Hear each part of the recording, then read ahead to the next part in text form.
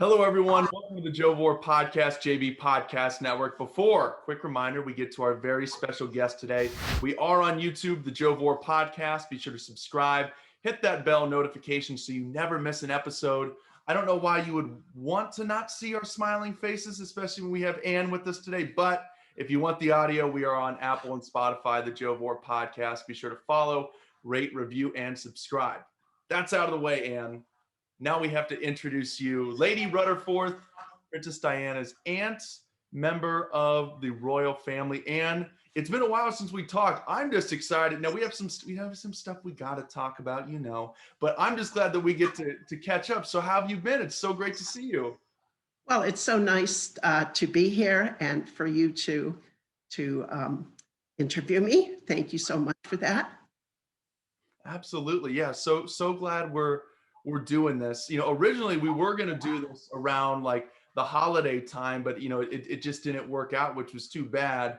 So now we've been almost, I know I don't want to be like negative or whatever, but we're in 2021 now. It's been a year since everything has been shut down. We're kind of crawling out of it depending on where you're at, but how has 2021 treated you so far? Because I know we're going to get into it. You do some teaching, you work with kids. Obviously, education has been all over the place, virtual, in person, they take it away, then it comes back. So how has it been, teaching and being with your kids and connecting with them here in the new year? Well, I think the year is what you make it.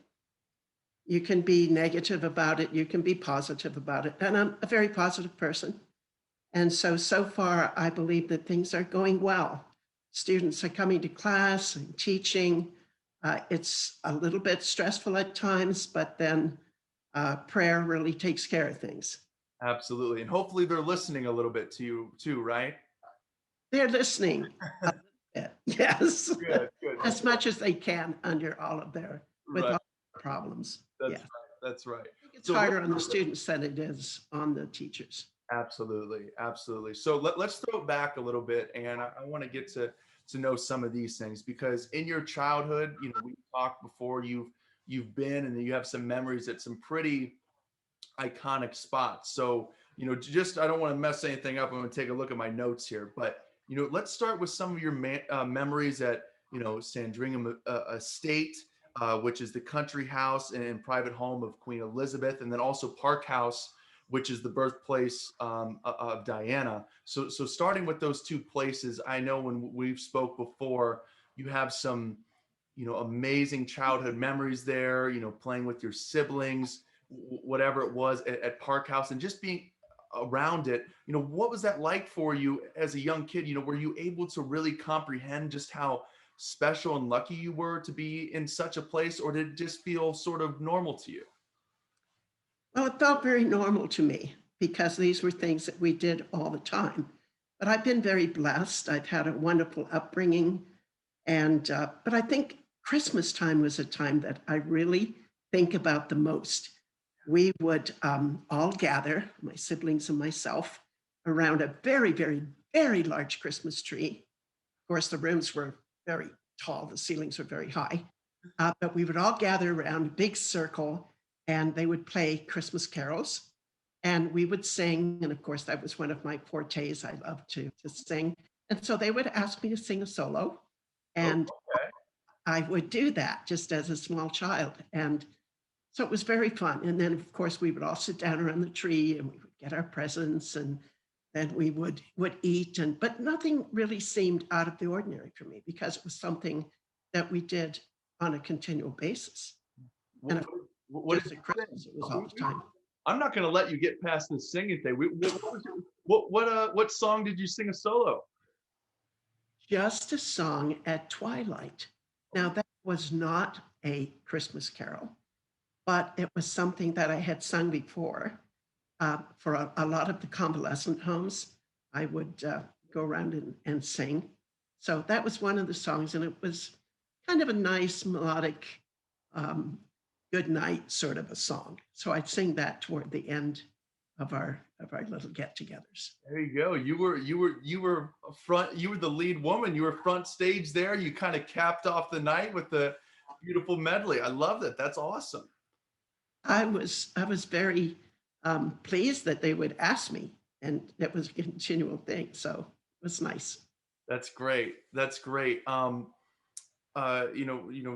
talked about it being normal, that, so as the years passed, obviously in the moment you said it felt normal, but as the years have passed, do you look back and are you able to realize just how lucky and just cool and amazing that was to have that experience? Because obviously, that's, to people on the outside, that's, like forbidden territory. You're kind of either in or you're out. So in those years, are you able to look back and be like, that was, man, that was so cool. I just feel so lucky I was able to that was my life. That was amazing.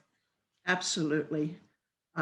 Quite often, I'll look back and think how blessed I was to have those opportunities. And they still go on today. Yeah. Perhaps not as magnificent, but I still have opportunities to share. And that's something that I really enjoy doing. That's great. And I also read that you attended the coronation of Queen Elizabeth II. So can you Yes. explain, for the audience, why that's such a big deal and just what a coronation is for those who don't know, and talk about that experience? Yes.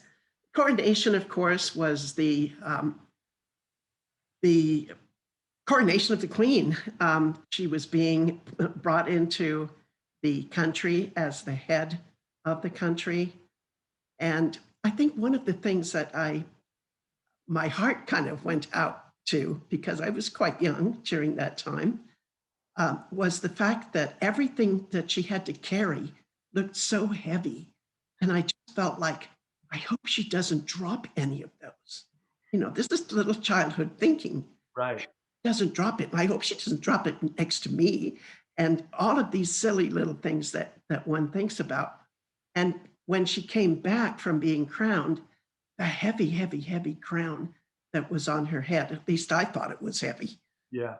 And she walked very serenely and very stately down that very long Abbey walkway.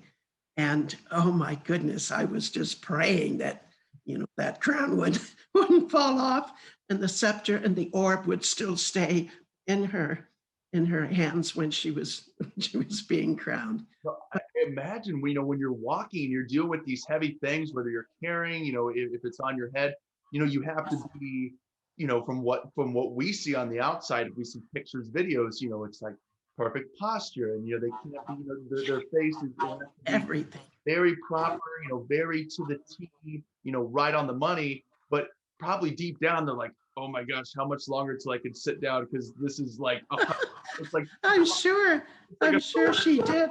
With like a big backpack and all these things they have to like. Oh, that's true. That's so true. Oh my gosh. The thing is, think about how many people are watching. Right. Millions and millions and millions of people. And you can't think that way when you're walking down the aisle. What you're representing, watching, you're representing, something that is, very important to a lot of people. Yes, yes. And, my heart goes out to her right now with the loss of her spouse. Yeah. Yeah. That's very, very, they were very close. Absolutely. Yes. But I remember getting back to the coronation. Yeah. All I could really see as a small child was the top of everybody's head. They were all wearing beautiful hats, and I was wearing a hat also, even as a small child. But the hats were just beautiful, and I would look at those, and think how pretty they were. And then, of course, my eyes would go back onto the Queen and her entourage. Of course. Someone else that I want to talk about, someone that I know that was important in your upbringing, and someone that you looked up to from our conversations is Princess Margaret. Can you just talk about the impact not only that she had on you, but other people? I'm sure your fellow siblings as well. Can you just talk about Princess Margaret? Just what was so special about her, and why she was such a role model and inspiration to you? She really was an inspiration. She was very tiny.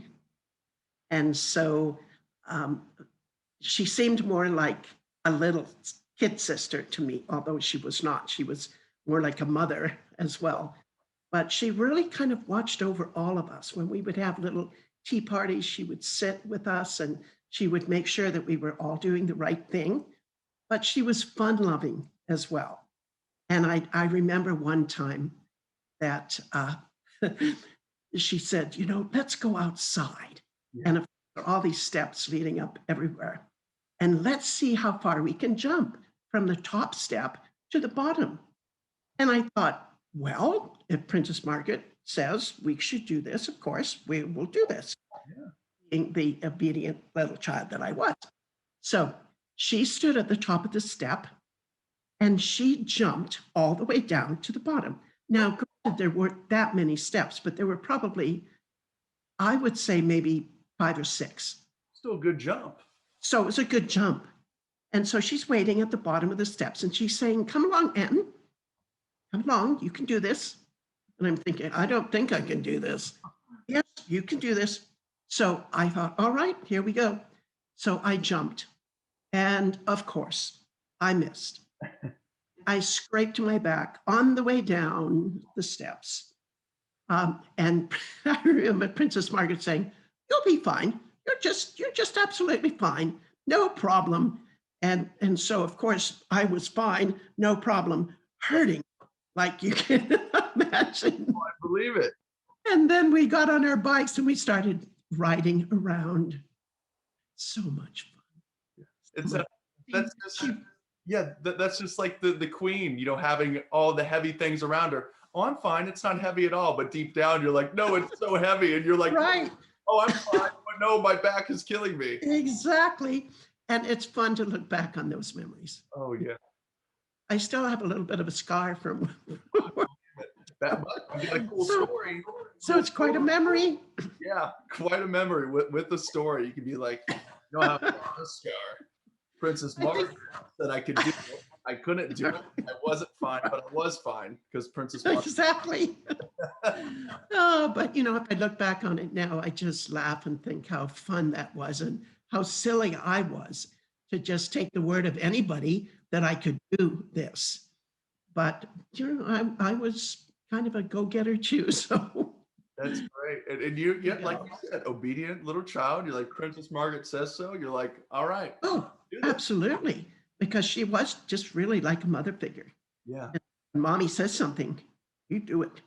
That's right. That's awesome. That's so fun. It reminds me of all of you because, like, I grew up. I'm only 23, so I grew up in the, era.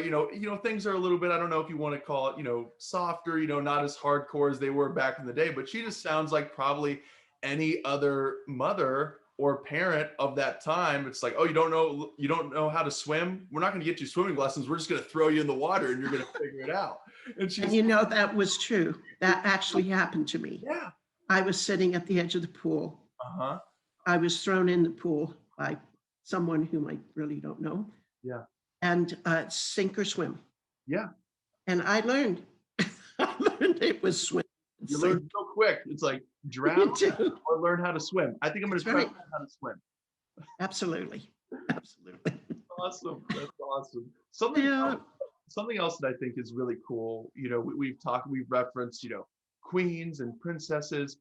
I think that's like the coolest thing because, here in America, especially, we see, movies, TV show, pop culture, right? We see these, whether they're, real, we look over at, and where you grew up, like, okay, those are the real kings and queens, but we see it, it's peddled to us on TV, whether it's movies, TV, documentaries, we see kings, queens, princes, all these things, all these titles. And, as I've grown older, I'm like, oh, there are people with those real titles. Is it as cool as I think it is? Because I think it's like one of the coolest things ever to be like a king or queen, to have that title. I mean, that's pretty cool, right? It is, but there's a lot of responsibility that goes along with that. Yeah. You're really pretty much giving up your life. Wow. And you're doing everything that the agenda says for you today to do on that particular day. You don't have a choice. Right. This is what you're going to wear. This is what you're going to say. This is who you're going to meet. But thinking about it, just to have a title really doesn't do any more than just being an ordinary person, other than you're losing your life for your country Right. and you're doing what you have to do. And that's one thing I really commend the Queen for doing. She has not stepped away. She has done everything to serve her people. And how wonderful, what wonderful memories everyone has of her and will have uh, when her time is up. Right. Yeah, no, that's a lot of sacrifice. And again, kind of going to America versus England, the way that we look at things, I think about here, right? Whether it's good or bad, it's just kind of what the reality is. We look up to, sports stars, celebrities, actors, actresses, people like that. In England, are the people that are looked up to, are they, are the kings and queens, are they like the biggest celebrities in, I don't know if celebrity is the right word, but, are they, the public figures that are looked up to, kind of like how we do here in the States where, this sports guy is our hero, or this actor, is my hero, my, quote unquote role model is, are the kings and queens and princes and princesses, are those kind of our version of like the sports stars and celebrities in England? Very much so. They are definitely looked up to and respected for the most part, and they should be, Right. just like we respect our folk here.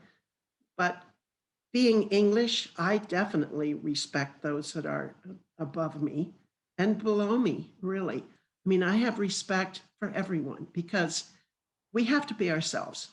We cannot try to be something we are not.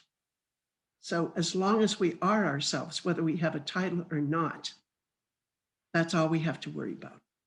That's right. And can you talk about some of the things, this has kind of sparked a little question here, the things that you learned, because obviously, you weren't a queen, you aren't a queen, but, still, growing up and being around that and being around those people, being associated, I'm sure, you just have to carry yourself a certain way as well. So what were some of those things that you really remember learning as a kid? Was it just the way you walk, you greet people, when you send people off, when you walk into a room? What are those things that you learned that, maybe people on the outside, this is a curiosity thing for me, these are things that I don't really know. So can you drop some knowledge on us here, Ann?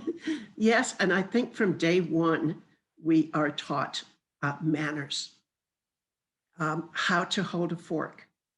We would never think of putting the fork down after we got some food on it and shove it in our mouth. Everything was done very precisely. There's a fish fork. We use the fish fork for fish. We use the spoon and the fork when we're eating dessert. And you're nodding, but I bet you've never used a fork and a spoon to eat dessert. You probably just use one or the other. I just, when dessert comes, I'm so ready for dessert. I don't even know if I use one or the other. I just know I use my mouth. That's it. Yes, of course. And then I use Right, my right. mouth, and I use the napkin to wipe it all off of me. I do.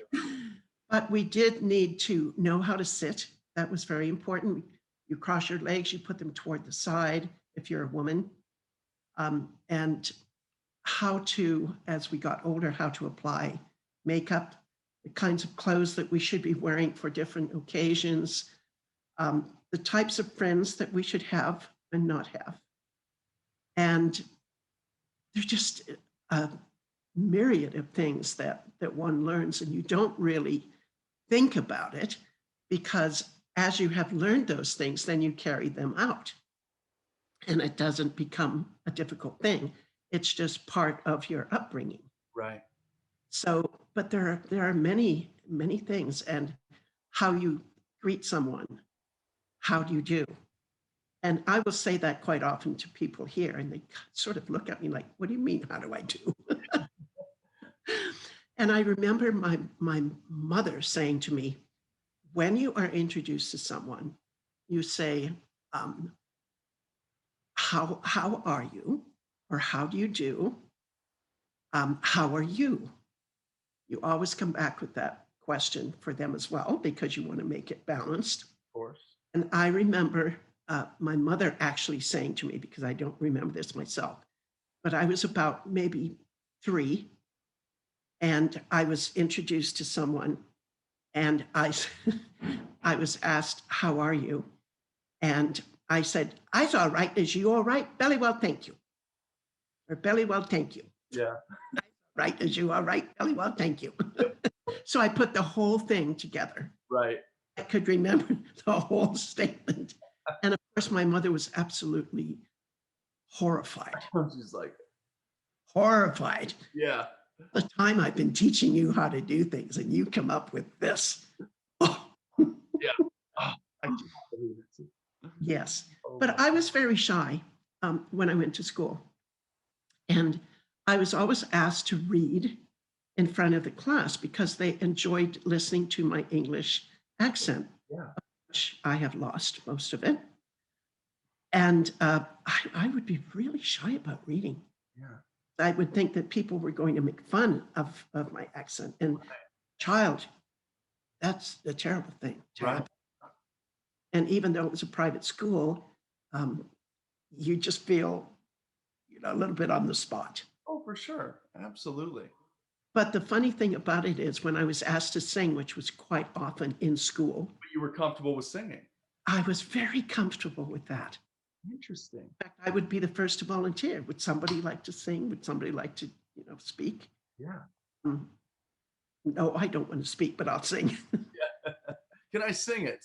Can I sing this? Yes, can I sing the words? The words? That would work. Yeah, you're like an actor. I feel, I'm making a choice here to where, these words, they could be read, but I think what the scene is calling for is for them to be sung. I want to Exactly. teacher. So let me do that. So let me Let me sing to I'm you. terrified.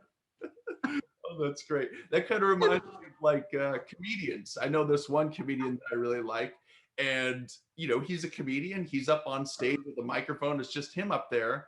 You wouldn't think those people would be introverted and not great at small talk, but he goes, "I'm an introvert. I'm terrible at small talk." And they're like, "But Mark, you get up and you do this." They're like, "Well, this is something that's scripted, rehearsed a bunch of times, and Yes, if you yell something at me, you get kicked out." I'm like, you know what I mean?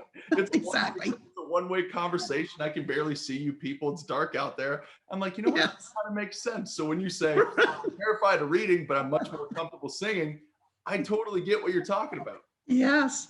But, funnily enough, I have done many, many plays Uh-huh. and musicals so that I could sing as well as speak.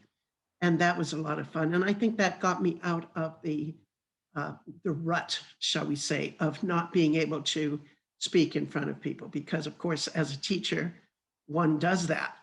And no matter where you are, you're speaking. So I have learned how to be comfortable speaking just as well as I've learned to be comfortable singing. So Anne, but before we wrap up here, we kind of touched at it at the top of this, with your work with kids and educating them. But I want to get to this too. You've authored some children's books, which I think is really, really cool. Can you kind of talk about why you decided to do that? How you got started in that? And I understand, they all have sort of a theme. They're all like life lessons and teachings and things like that, right? Kind of building a good foundation for how to live your life. So can you talk about, doing that, how you got started and how much you love? Yes, I'd love to. Yeah. Being here in America, and this is no put down on Americans, but because of my upbringing, which was so do this, do this, do this, things were quite different here. And I was very surprised when I initially moved to Canada and then to the United States. I saw a lot of disrespect and it amazed me. And so I thought, I think I'm going to write some books about uh, morality, about um, being, uh, well, what's a good word? Let's see. Just being obedient Right. and following um, the rules, Right. which are important to some degree, to most degree. Right. So I have written 5 books, and they do have moral values. how to behave in a store. You don't touch everything. Right. And if you are good, if you are good and you don't touch everything, then maybe we can buy you something at Right. the end of the day.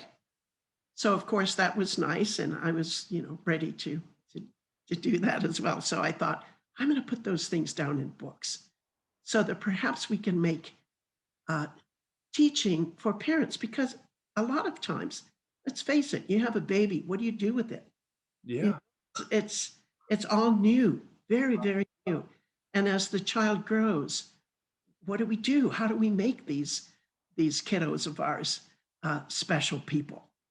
What can we teach them? How can we make them uh, the best that they possibly can be?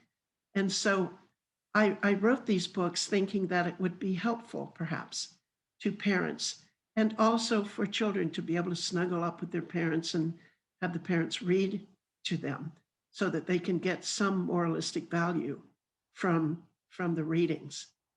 So hopefully they will.